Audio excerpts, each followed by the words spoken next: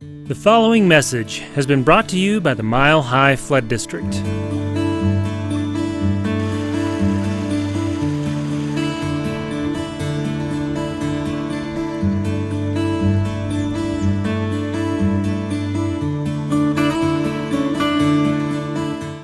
I'm here at First Creek Park, a project that we did with the City and County of Denver.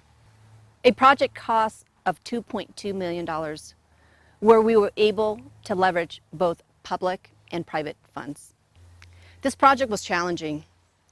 Within this space, we demanded a stable First Creek, a regional trail with safe crossings of First Creek, and a neighborhood park.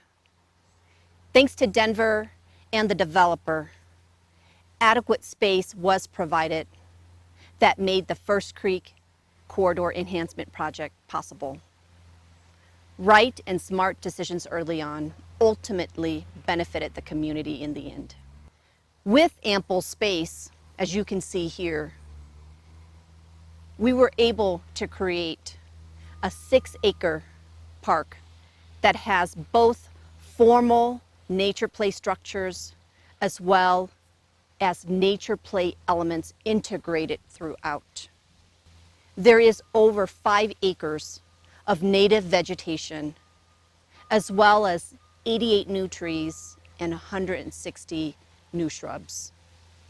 We put in a regional trail for First Creek that connects to the Highline Canal Trail, as well as taking the community down to the Rocky Mountain Arsenal National Wildlife Refuge.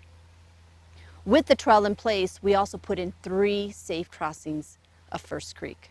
And thanks to our consultant team and our contractors, which includes Jacobs, Valerian, and Great Ecology.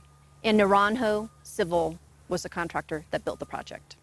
This project is meaningful, especially to me, because it's creating a refuge for our community, especially the youth in the middle of Denver, to reconnect with nature. The emphasis of this park is to encourage explorative play,